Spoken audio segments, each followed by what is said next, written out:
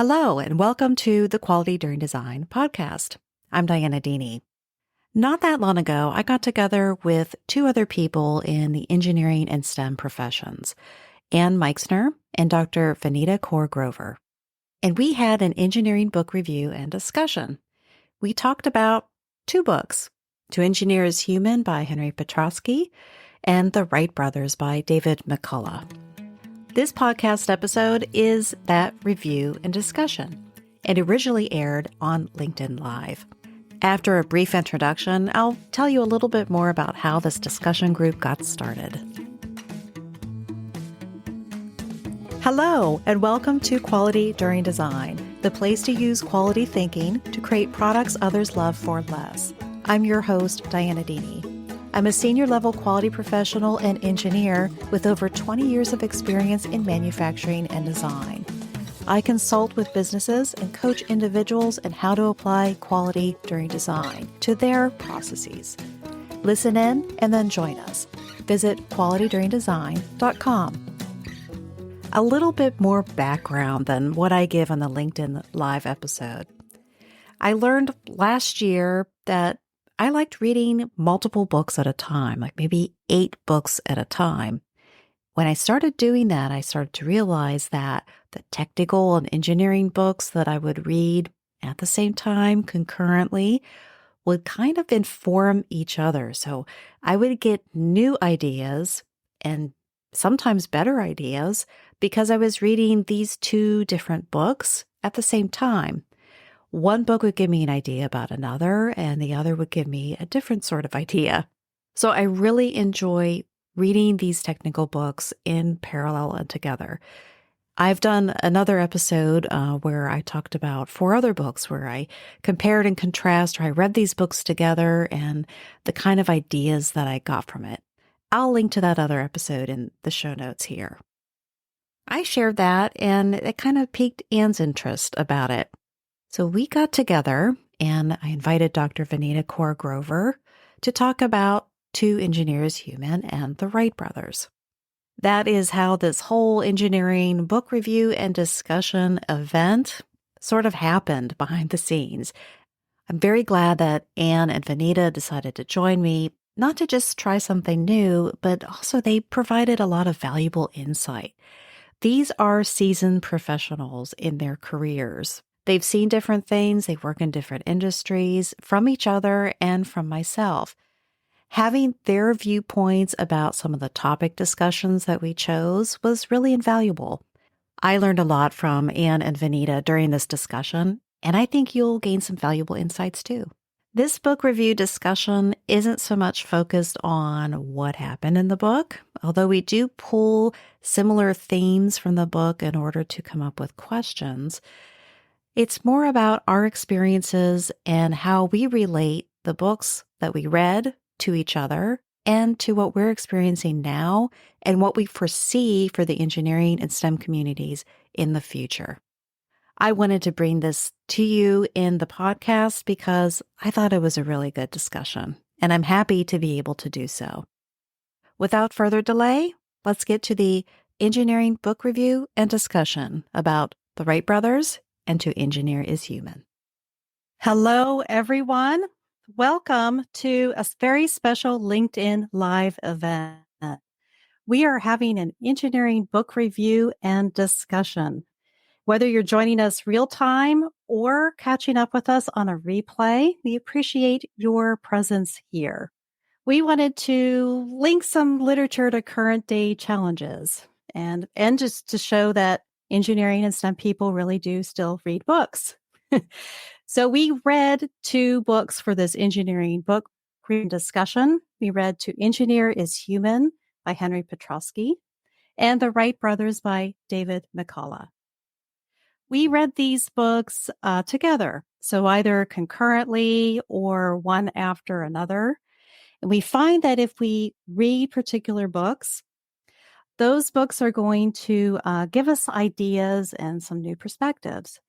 And when we read 2 different books together at the same time, parallel, those different ideas that they each give kind of overlap and inform into new ideas. And these two books didn't disappoint. Even though these books are telling historical events from different perspectives, we did find that there were some overlapping themes in topics. And that's what we've pulled out into this discussion and review as discussion points, the common topics that we found between these two books. Not only were they common, they're also applicable to us today in our own professions and our careers. We're hoping with this LinkedIn Live event to gain some new perspectives for ourselves and with you, if you're watching now or later. We wanted to get perspectives from the literature themselves and from each other as we're discussing these different topics. And ultimately, we really want to just get inspired toward action, to be able to try something new, read one of the books, or make new connections with others. And along that note, engage in the chat. We're going to be monitoring the chat on LinkedIn Live, and we'll be doing our best to incorporate your comments and your questions real time during the event. Now, I want to introduce our viewers today. I want to introduce you to one of your co-hosts, Ann Meixner. Hello, Ann. Hi, Diana. I'm trying to see if I can make you a big star. There we go. Can I tell our audience about you, Ann, and your background? Sure. So Ann is a semiconductor test expert with 30 years experience as an engineer and a leader. She founded the Engineer's Daughter to consult on semiconductor testing and to contribute to engineers' career development. So a big thanks to Ann for co-hosting this event and choosing the books. Dr. Vaneeta Kaur Grover. Hello, Vaneeta. Hi, Diana. May I tell a little bit about you? Absolutely, please. To our audience. Vaneeta, Director of CMC Statistics at Seagen, a company that develops and commercializes transformative cancer medicines. She leads a group focused on applying statistics and data science to chemistry, manufacturing, and controls for biotechnology. A big welcome to you, Vaneeta. Thank you. We're great to have you here.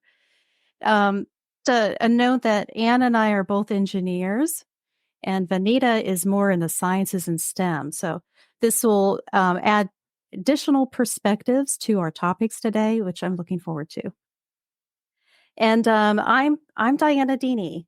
I'm an engineer, and I help other product design engineers and product designers incorporate quality and reliability into their product development processes. Quality During Design, which is an online resource for that purpose. Now, I wanted to take a moment here to acknowledge a change in our guest lineup. Unfortunately, Saul Rosenbaum had to withdraw from today's program due to circumstances that are way beyond his control. And while I won't go into the specifics, we're all sending best wishes to him. And a note that it's essential to support one another in STEM, and we hope to welcome Saul to future events when he can attend. And you can show support to Saul by visiting his website, The Engineering Mentor, or checking out his LinkedIn profile. So if you are interested in connecting with any of the speakers here, be sure to look them up on their LinkedIn profiles, and you can look at the other attendees to today's session. I mean, networking is what makes this kind of event special, so take advantage of it. So I want to thank you for being here, and let's make it a fantastic experience together. So would you like me to go with a synopsis of each book before we get into the discussion? That would be a great warm-up. Yes. All right. So first, To Engineer is Human by Henry Furtowski. In his book, he focused on how we learn from our mistakes to make better things and build a better world. That his point is engineering is just about applying science and math. It's also about making judgments and taking risks. He writes about a number of case studies, including the collapse of the Tacoma Narrows Bridge, the building of the Crystal Palace for the Great Exposition in London of 1854, and the building of the Brooklyn Bridge. Since my dad's from Brooklyn, I was really happy about that. The next book is The Wright Brothers by David McCullough. Sidebar, he also wrote a book about the Brooklyn Bridge. In this book, he writes a biography of Orville and Wilbur Wright, the two brothers who invented the airplane, as well as her sister, Catherine, who helped them grow their ideas into successes. The book tells a story about their lives from their childhood in Dayton, Ohio, into their groundbreaking experiments at Kitty Hawk, North Carolina, and also looks at the early days of aviation and the many challenges that the Wright family had to overcome. And Anne, you picked these books for us because you had read them before. Yeah. I had not read them. And Vaneeta, had you read them before our goal today? She's muted. Oh, Vaneeta, we lost your audio. Okay, we're going to come back to Vaneeta. It was working, just working. That's how technology goes, right? So with each of these books, like we mentioned earlier, we found some common topics between them in unexpected ways. So what we wanted to do today was to just introduce these discussion topics, these commonalities that we found between these two books. And we're going to share with you what we found in each book that related to that topic. So we'll give a little blurb about what it was about the book that talked to this topic. And then we're going to discuss some prompted questions. We have some questions that we each independently came up with answers for. And hopefully it will provide a discussion that will give you some additional insights. As we're reviewing this too, also think about whether you would want to read either of these books. Can you hear me now, Dianna? Yes, I can. Loud and clear. All right. Sorry about that. I think my other headset died. So the plug-in backup always works than the Bluetooth ones. And that's a STEM feature of us, right? Redundancies. Right. Sometimes Yes, you do good. need them. Good job. Thank Okay. you. So shall we jump into our first discussion topic? Yes. Sure. Okay. So the first topic that we kind of saw that was similar between these two books had to do with how people get inspired for new innovative ideas, but not just the inspiration, but capturing the lessons learned from those inspirational pieces. So for example, in both books, people created the impossible with the bridges and airplanes. And he talks about how successful engineering designs stand as an inspiration of what is possible. But what gets hidden or forgotten are the challenges and lessons learned along the way. In contrast, failures are often clear in hindsight and are difficult lessons learned because of loss. But those lessons are well learned from the engineering community, and changes are usually adopted. On the other hand, Brothers' book, they looked at what other people were trying to engineer for humans to be able to fly, which had been a limited success. They decided that the focus on the machine and not controlling the machine had been a strategic error on the other inventors' efforts. They also didn't openly criticize others' works, but they kept to their own ideas and iterated on their own work. They shared their open with the local community and gave invited talks on their progress, but they were careful of what details to share. So in this theme of getting inspired and learning the lessons from those inspirations, we had a question. What gets in the way of us sharing lessons learned from a success? Is it the same challenge with how we learn from a failure, or is it different? And Anne, can I pick on you first? Sure.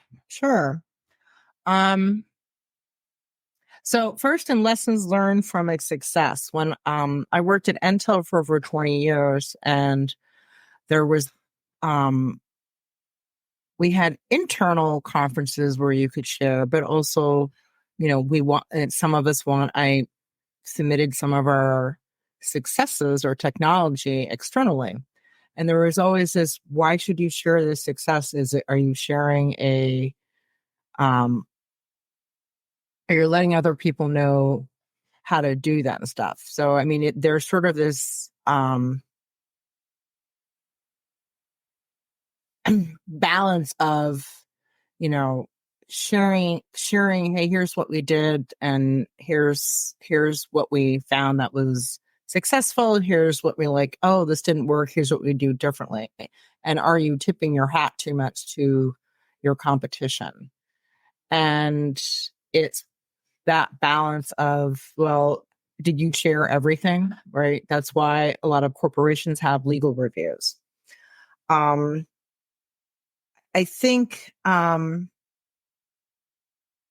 sharing and going to the next question, when you share, it's different in sharing a failure. When you share a success, you have your ego is boosted. You're like, here's what I did and here's how it went.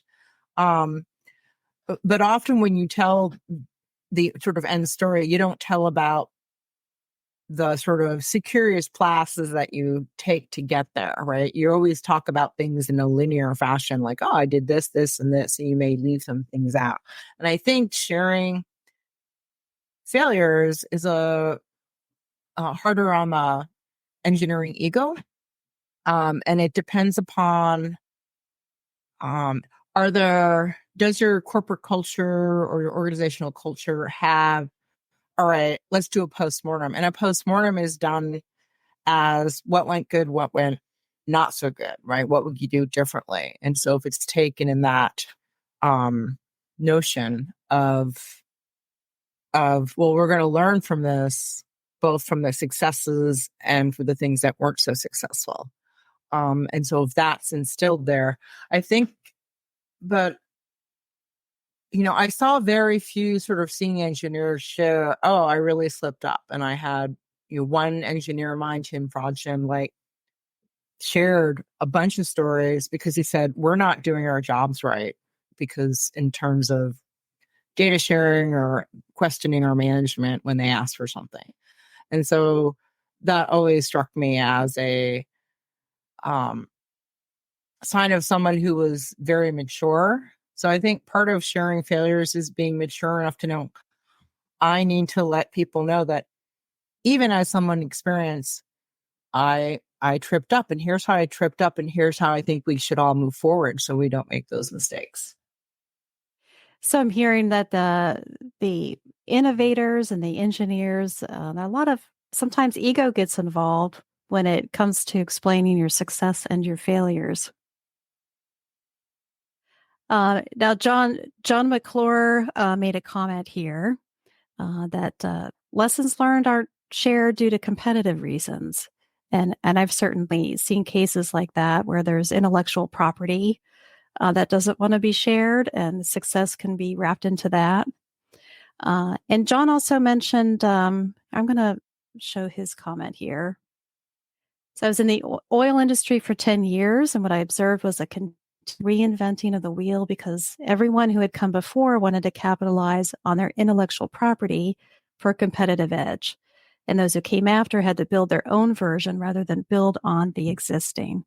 So I think that kind of goes along with that same ego theme that we're seeing. Now, Vaneeta, what is your take on this? What in your industry and what you've seen, is it the same sort of things that get in the way of sharing lessons learned from success failure?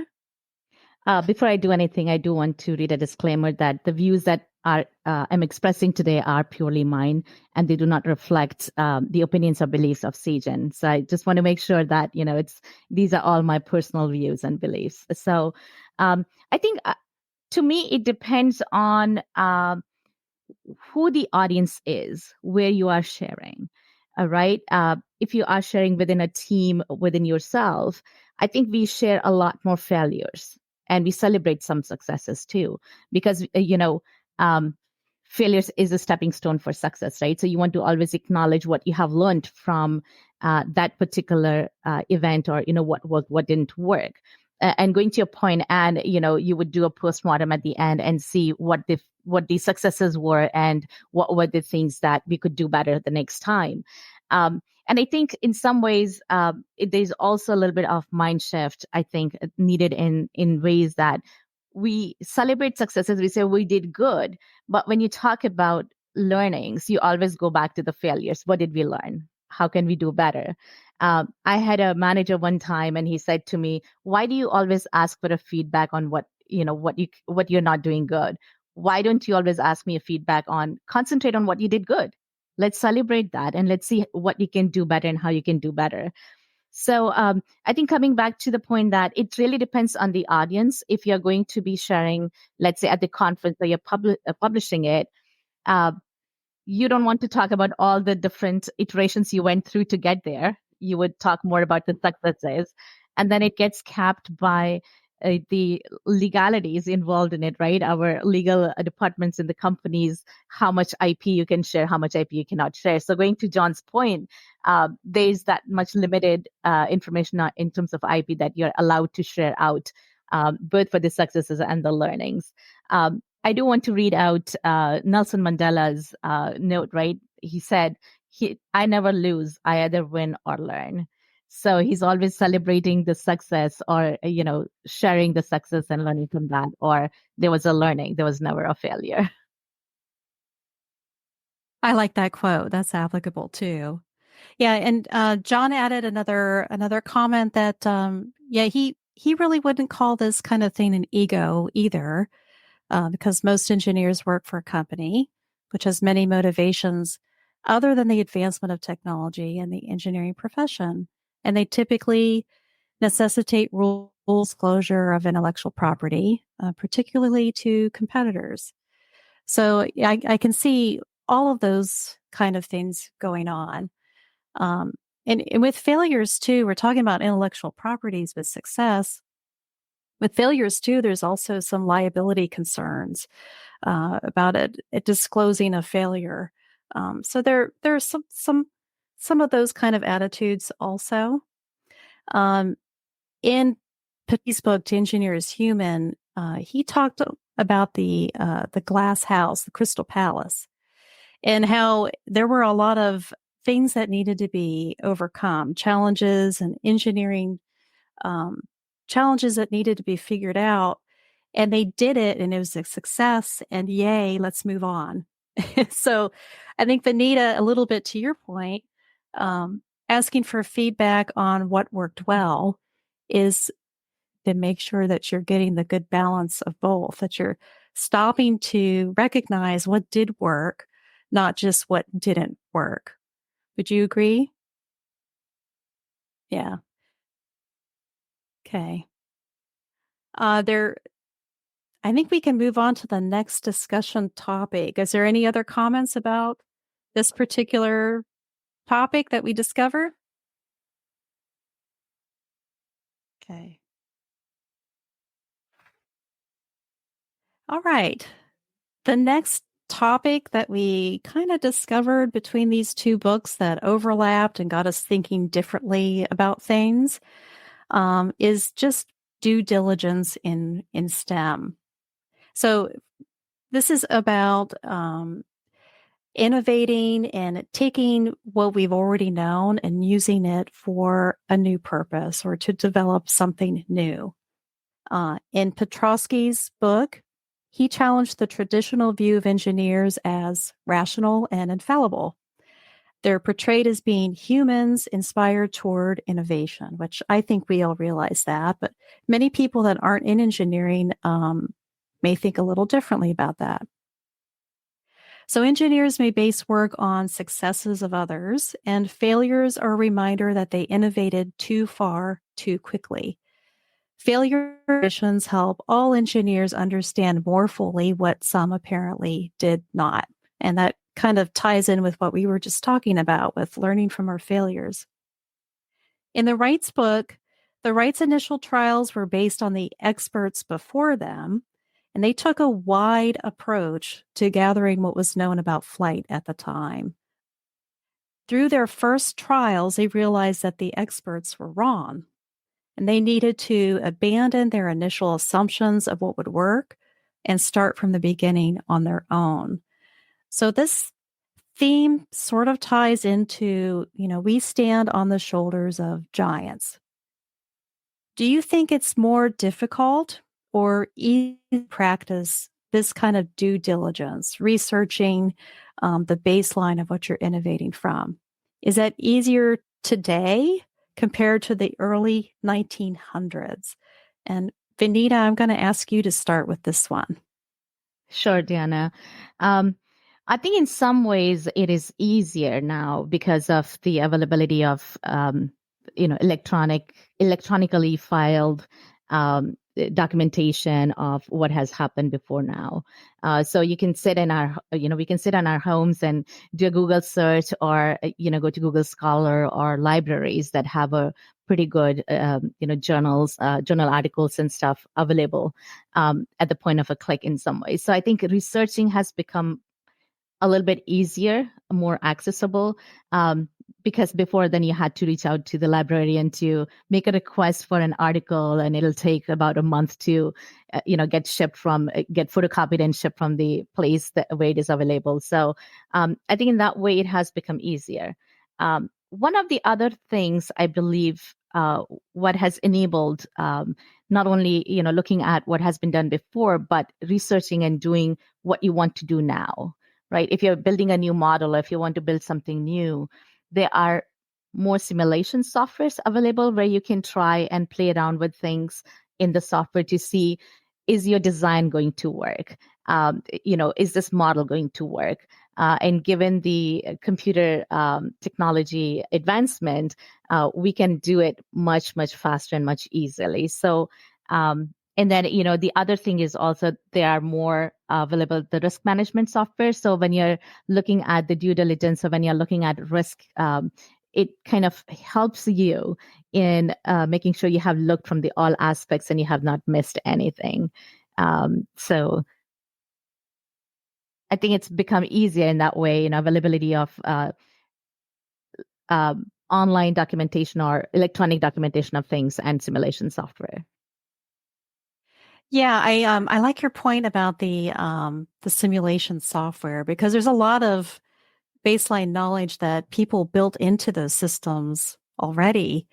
That I remember using some software suites where the idea, especially for reliability type calculations, where the idea put forth by the software developers is, yes, this is a very good software suite, but the people that are using it really need to know the assumptions behind what it is they're using it for, and because they just gave everything as an availability. So that is something that I think about, that these tools are more readily available and usable, but we still need to understand the basics of where their underlying assumptions. Absolutely, you're right on that. I remember using one when I was at DuPont. We were doing some simulations for the refrigerant in the car, right? So if you're in a accident or collision, can it leak back into the car or not? So I was using that software, one of those reliability softwares, to do the probability calculations of, how much possible it is for it to leak in or leak out, and what kind of repercussions it can have. So I think our regulators also look for those calculations and those probabilities. So, yeah, interesting. How about you, Anne? Do you think it's more difficult or easier to practice due diligence today? So I think to the point of we have access to more information and we have simulation tools, I agree with that point. I want to follow up on the point you made about you need to be aware of the limitations of your tools. And actually, Henry Petrosky makes a good point of that in one of his last last sort of chapters about that, is knowing, how many decimal points, knowing that there are limits on there, and that, having full faith in a computer model results can be a dangerous thing.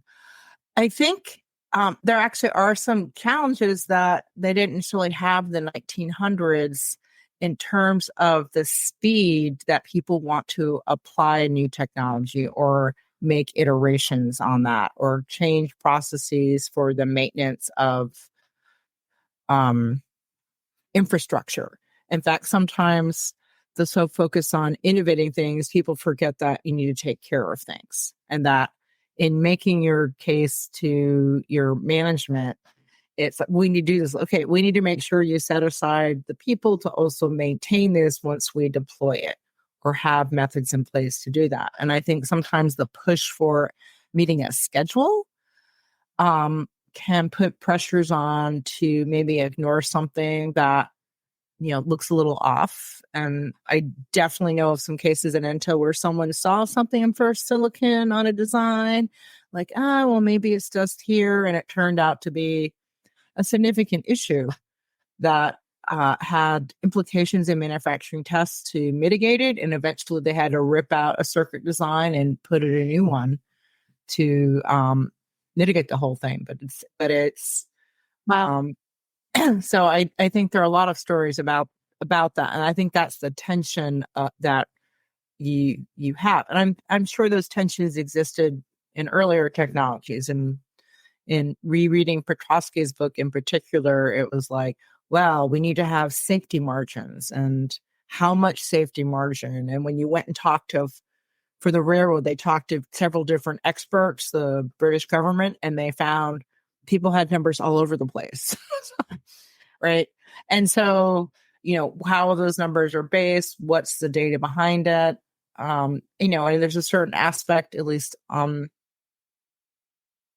the engineering sort of craft of engineering, is you kind of have to go with an intuition, right? There's usually more than one way to solve a problem. And you may have, sometimes you never have all the data you want to make the decision. And sometimes you have to make a decision to go forward. Yeah. And so the pace from both, the pace of things is a little faster, and that could be a good thing and it could be a bad thing. And the quantity of information is more readily available, and that's definitely a good thing to have more information. I've also experienced where I have more information and they conflict. So then I don't know where it stands, This report says this, and this report says this other. Just from a consumer perspective, I was just reading an article in Newsweek about this with the American diet. There are so many conflicting reports. As soon as one comes out and it says, this is good for you, another report comes behind it says, no, it's bad. You want to do the exact opposite. So I think that makes it more challenging to filter through all that information. I think one of the ways to do that is to understand who's the source, what is the motivation, but also what's the scope of what they studied, right? Mm-hmm. And so in nutritional stuff, the study's based upon 6 people versus 75 people and I think Vaneeta knows from sort of science of drugs, and that is having, control groups and things like that to really differentiate. And I think in engineering, it's important to understand when you're reading a paper, like, well, what was the technology they were doing? What was the application? And, how well that fits with what I'm doing, and did they explore everything, or is there some things missing, right? Because when you report out, you don't always report out everything. Yeah, going to your point, Anne, what assumptions were made for each one of those studies, underlying assumptions, because that's really important. To your point, Dianna, there's so much information available, or depending on what they're doing, they made different assumptions. So as a result, when they looked at the data, they came up to a very different point than somebody else who did that same study had made different assumptions and collected the data in a different way. So they reached at a different point. So I think underlying assumptions are also very important. In addition to the scope. Yeah, those are both good points. So, just understanding the baseline scientific method and scientific studies and hypothesis tests. I think that's an important thing for anybody in STEM. I think it's good to continually practice and get better at that. John McClure also commented the difficulty or the difference between today and hundreds. John thinks the safety risk is also weighted much more heavily today than it was during the Wright era. And Vaneeta's agreeing. Yes.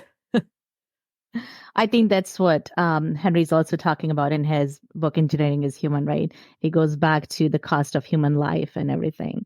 That is a lot more paid attention to these days than it was, early 1900s. Right. And I think there was a point he made in the epilogue. He talked about the Space Challenger, the crash there. And an engineer said there's a risk. And the management said, no, well, we've had all these successes. How are we on that? And I read something recently looking a closer look at that and said that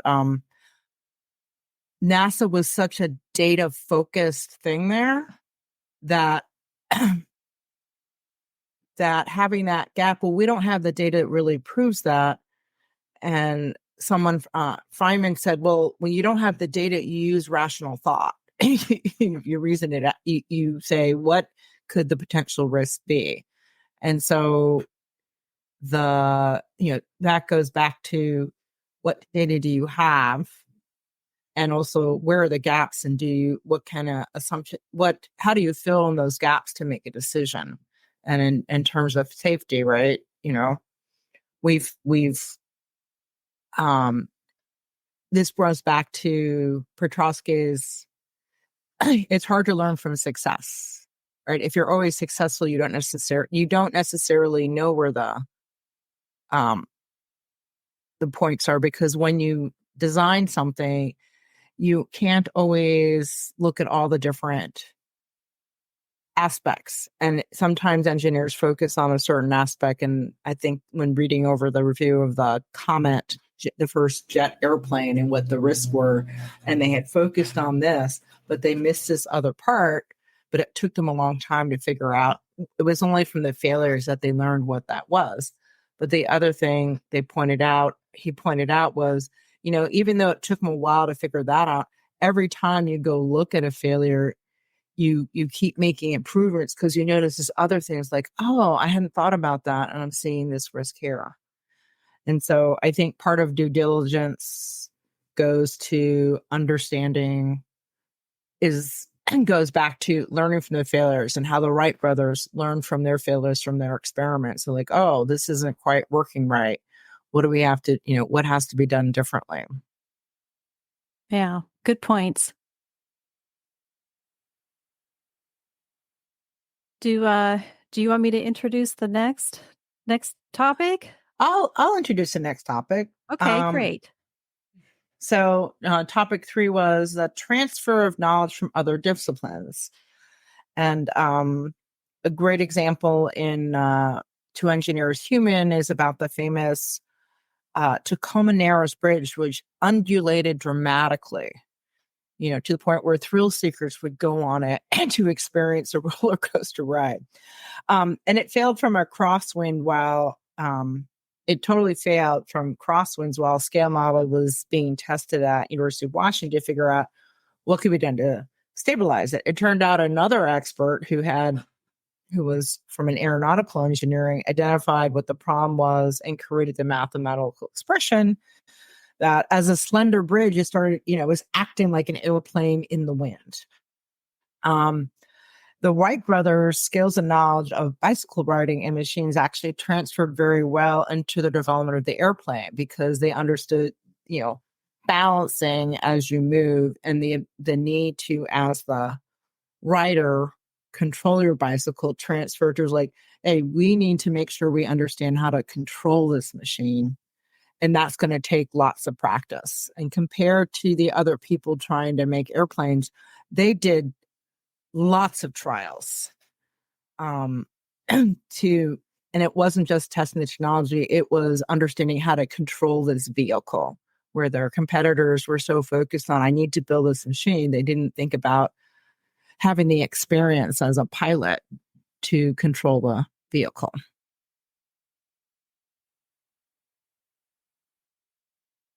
So the question that we have here is, how do your varied interests help you become a better STEM professional? And what are some skills that you transfer to your current challenges? Dianna, why don't you start off from your experiences? Sure. I'm an avid do-it-yourself. I'm not afraid to jump in and just try to do stuff. And I don't know if that's part of being an engineer, just trying to figure things out with whatever you got. But it's this whole cross-pollination of ideas of different backgrounds, different technologies and professions. Using those kind of things, today's innovation is always really fascinating to me. And I think of things like TRIZ, the theory of inventive thinking, that someone's done it before, even if it's in a different industry. And new ideas are usually based on some technology that was developed in a different industry in a new way. And I was introduced a couple of years ago from someone at NASA to the Center for Transformation of Work. And that's an online searchable directory of marketplaces, and that it's meant to cross-pollinate innovative ideas. So one of the greatest stories, or it's one of my favorite stories, is a potato chip manufacturer was trying to make a CRISPR chip. And they didn't know how to do it. And they reached out to, I think they reached out to one of these marketplaces, or was a violin virtuoso who knew very well how different sound waves and resonances worked with the violin, and he knew it in a statistical manner. So he got back to the chip manufacturer and said, hey, if you use this sound wave, it'll shake the excess oil off your potato chip. So I just love stories like that. And whenever I'm trying to solve a problem, I do reach out pretty wide with problems. Well, I like that. And I think it'd be great after the live session to share that, that resource to people, in terms of understanding what happens in other fields. The semiconductor industry requires so many engineering and science disciplines. I continue to marvel at, all that makes there. And in my recent work as a technical consulting for semiconductor engineering, I've come to appreciate, I'm a trained electrical engineer, but there are a lot of mechanics and materials and structures and G forces that impact making electrical contact. And I kind of knew that, but I've had a greater appreciation for that. But what are examples of skills you transfer? So I'm a professional ski instructor, and that means I'm analyzing people skiing and I'm trying to teach them. And more than half your lessons are people who've never skied before. It's their second time. And so that has actually helped me over the decades be a better engineer and working with others, because you really need to be listening and really understand what is their goal to help work with somebody. And, I've only gotten, better in that, but I think it's just really listening and focusing on what that person's goal is and not what your goal is. on there. And I think sometimes as an engineer, we get so hung up when we're working with someone else, like, well, here's my goal. We need to go this way and that, and not necessarily listening to your partner, whether it's another partner organization or a client, understanding that. Vaneeta, in your work, where do you see in terms of this varied interest or applying skills from one area to another? I think you nailed it pretty well. So I'm a statistician. I'm not an engineer. I think the last time I did science was my grade 12, but I work with great scientists and engineers all the time, right? So I worked in academia. I've worked in chemical industry, and now for last about 7-8 years, I've been working in pharma. So there are some things that are very common throughout, right? You talked about the communication skills. Making sure you understand what the other person is asking for, making sure you understand what they're looking for, right? And there's a very famous saying in our stats world is people like scientists will come saying, I need this, but actually they don't know what they really need. So you have to talk to them and they actually need something else. So they might need A, but what they really need is what they're asking for is A, but what they really need is B. So you have to figure out between having a conversation, how to move them. First of all, understand what that B is, and then how to move them from saying, I need A to, yes, I actually do need B. I don't need A. So, that's really important. So having a really good, strong communication skills, which is both, asking questions, great questions, but also listening, how to actively listen and, ask the right questions. The other thing is people skills. How do you get to talk to people? How can you not offend somebody? And because a lot of times when you ask a question, a scientist could get really uptight, like, are you questioning my scientific knowledge, or are you questioning what I'm saying? Same thing for engineers, right? So how do you ask them a question so that they don't feel offended, but they feel you're asking them a question, they feel flattered, and they will share more than you had asked for. And a lot of times in that more than asked for information is what lies the golden egg, right? That's where the whole thing lies in order to understand their ask. I think the other thing is I am a quilter. So when you're quilting, when you're cutting a fabric, you always want to measure multiple times before you cut it, because that cloth is never going to get back together. And if your measurements are not correct in quilting, when you're piecing it together, you will not get a good, you won't get a nice piece in the end. I always call it, that's my piece. That's a human piece, not a machine piece. But regardless, so I apply that in everyday life of my workplace as well, because one of the things I do is I design experiments. So I tell people, in order to answer your question, you need to go out and collect the data. And by the way, you will run experiments. You run this many experiments, and here's the order you run them in, right? Because they're trying to understand how to optimize their processes and things like that. Some of them are actually very costly, right? Each run is money and man hours and a lot of human effort into it. You don't want to go that wasted.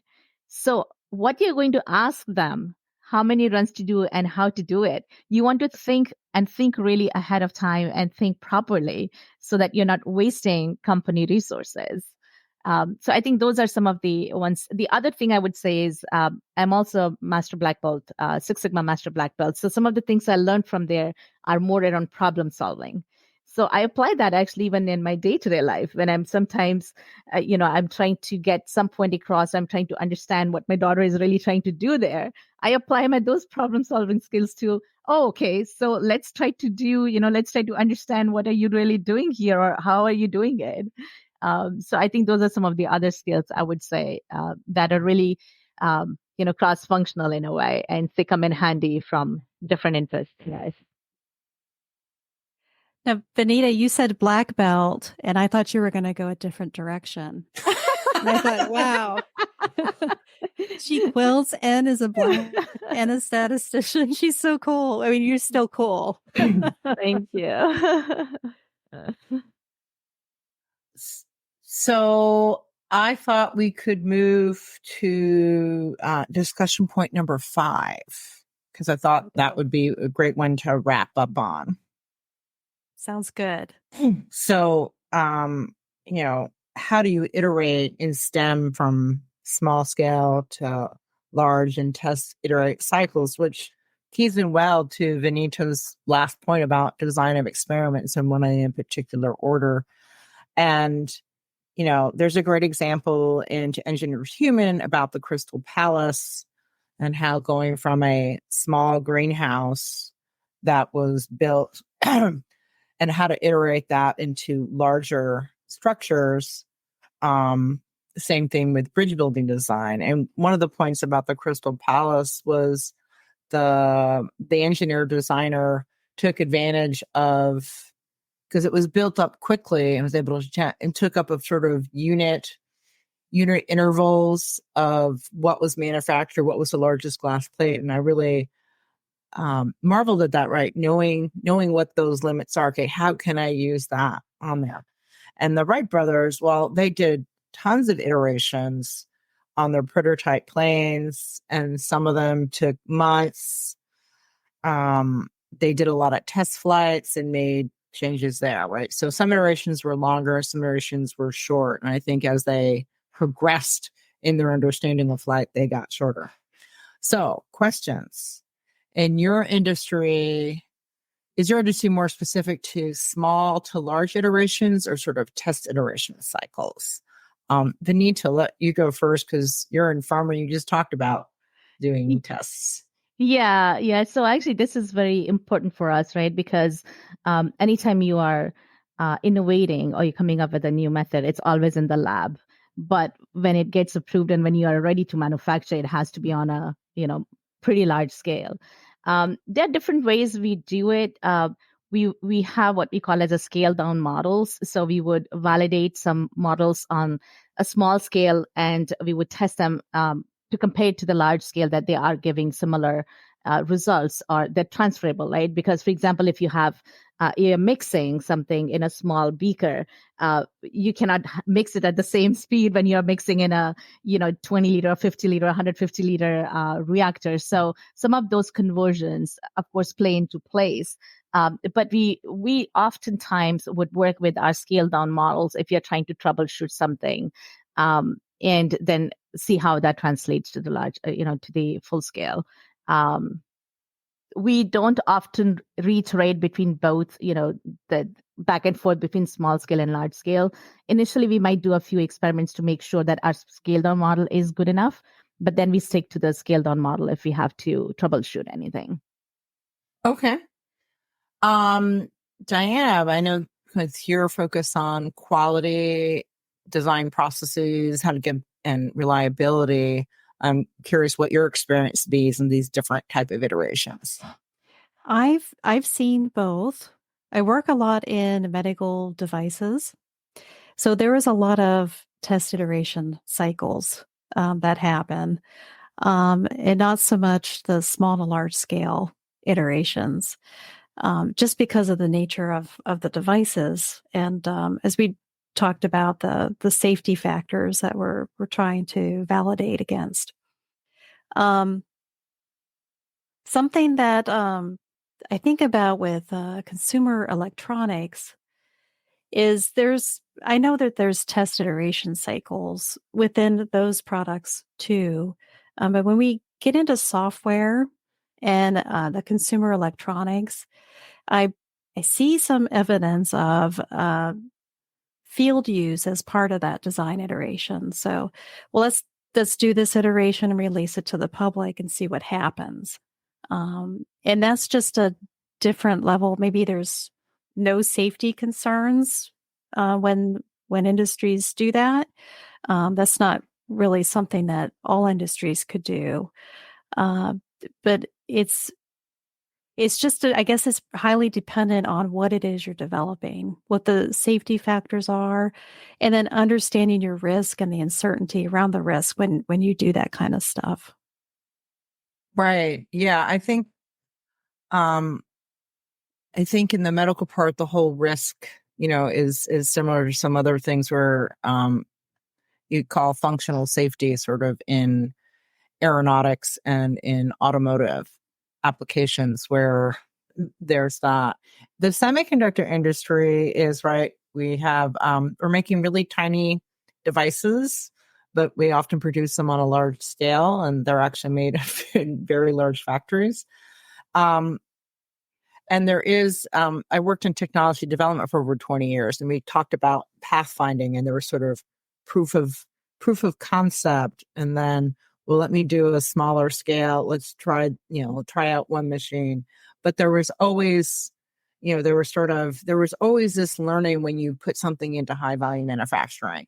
It could be that some of the procedures you were doing, the factory wasn't doing, or there were different pressures, or it's just some things you don't learn till you go to scale in terms of a manufacturing process. But then there are definitely, as you develop process recipes, there are these sort of test information in short loops where you're like, well, let me put this set of wafers. There's a lot of DOE in semiconductor processes. In fact, Intel made a big investment in, we need to have statisticians here, and we need to train engineers, but they also need to do this work because there's a huge amount of data to analyze.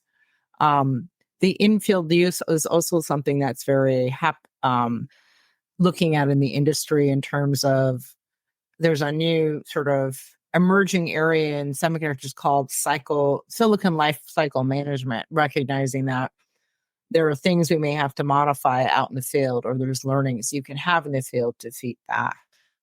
So I think we're finishing up here, and so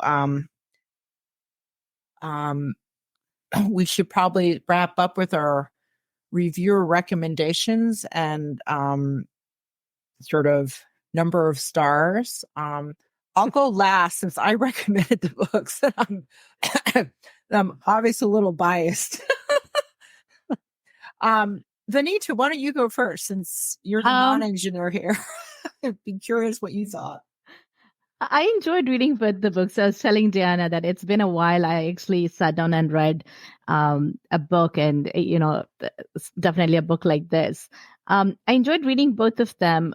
Sometimes I found Henry's book a little bit interesting in the way that there are a lot of he's trying to draw a lot of similarities between the human body and the engineering aspects and stuff like that. There were times when I found that very interesting. There were times when I found a little bit hard to follow, just given my engineering background in it. I would probably give 4 stars to both the books. Okay, all right, sounds good. Dianna. Well, at the risk of sounding like a parrot, that's what I picked too. I did write it down. But the Wright Brothers, I listened to it on audiobook. And it was a really well done biography. And the author he did what to do. He relied on the facts in order to paint a picture and give us an understanding of who these people really were and why did they make the kind of decisions that they did and why did they act the way they did. So sometimes I was kind of belabored with, how the Wright home looked and what kind of dishes they had and the kind of socks they wore, but I was able to, I understood what the author was trying to do. And it did give me some information, but that was just a thing that, I would skim through some of that and get more to the meat of the book. And to engineer is human. I don't know. I think in the introduction, he explained that he meant this book to explain engineering to people who aren't engineers.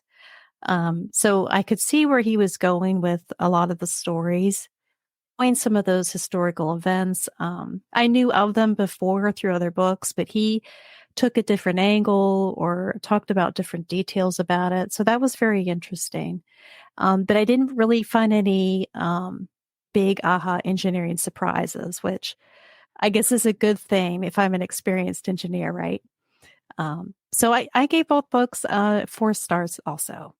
Okay. I will give David McCullough's Wright Brothers 5 stars because I thought as a trained historian, he does a really good job of explaining sort of the engineering processes. I mean, I also found that with the Brooklyn Bridge. So I think he may do a better job of explaining to a layman what engineers do in certain respects. And he's an excellent writer. And the arc of the story and going from close to end, I thought was always very well done.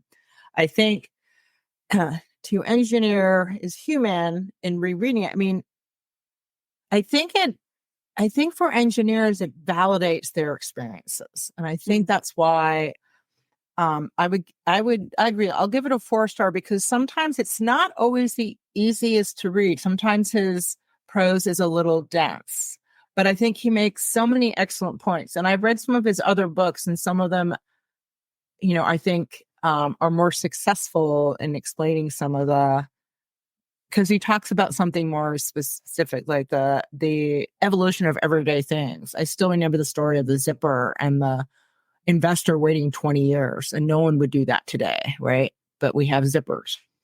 But what I appreciated about it was his focus on learning from failure, because so often from the lay person, they always hear about the successes and on that, and understanding that these are really complicated structures or processes and that, it's hard he does a good job explaining, it's hard to assess everything, right? You have to say what's important, what's not, and then it's based upon what you know. And then when you build it, you realize something turns out to be important that you didn't know about. And so I think as engineers, it's nice to have someone really tell our story and validate what we do and what makes it hard and what makes it wonderful. I think for the layperson, I think there's learnings in there to also understand, why something may not work the way you want it to, or why, things fail. Things have to have maintenance and inspection, right? And one of the bridge stories was they weren't doing the inspections, so it failed. So, Yeah. Well, I want to thank both of you. I think with our different backgrounds and our different perspectives, we really were able to share that, because there were things that you talked about at these topics that I hadn't thought about, and you took it a different way, which I thought was interesting. So I really appreciate that we did this special of LinkedIn Live event. I hope that you enjoyed it too. Thank you. I did. I really did. Great. And I hope for those that are viewing, either if you're viewing now, or if you are watching it on the replay, we hope that you enjoy this special event too. Let us know if you decided to read one of the books, and look us up on LinkedIn. We'd be happy to connect. and maybe let us know if this was worthwhile, that we should try it again. And maybe if you're interested in maybe being one of the book discussion people. That's right. I'm thinking about you, John McClure, because I know you like to read. And I'll put something in the link about the book about the story of the zipper that it's part of there, because I think it's a cool story.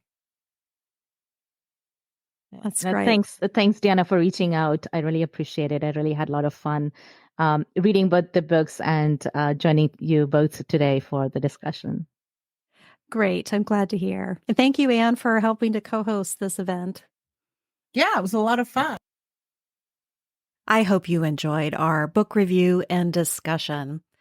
If you noticed during the episode, we skipped from question topic number 3 to number 5. So we skipped a whole topic that we had planned to maybe discuss if we had the time, but we didn't have the time. The question that we skipped was about STEM and culture. Let me share this topic with you so you can think about it for yourself.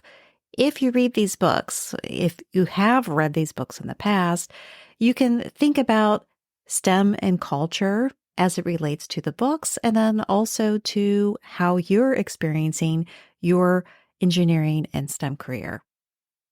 The Brooklyn Bridge and the Crystal Palace in To Engineer is Human was supported by some groups but challenged by many others. Bridges were seen as necessary improvement, but also very dangerous and not readily accepted by the public. The Crystal Palace was seen as a marvel, but not necessary. The Wright Brothers flights were dismissed by many in the world as impossible, and some groups didn't even give them their time to demonstrate their work. France provided better environment for demonstrating their success with the airplane than the United States. 2 questions that you can consider for yourself. How often do you think culture plays a role in today's STEM inventors' plans? Just as much as the projects in the books, or less? And a second question is, with today's connected world, can we more easily find the people needed to support a STEM project compared to the projects in the books? At qualityduringdesign.com, as part of the blog for this podcast episode, I posted the questions that Anne and Vaneeta and I discussed in our engineering book review discussion, and also this extra topic and questions. Consider having your own engineering book review and discussion about these 2 books. You can go ahead and use the questions and the prompts that we use and see what kind of new ideas and inspirations you can get from the engineers and STEM professionals that you know. This has been a production of Deeney Enterprises. Thanks for listening.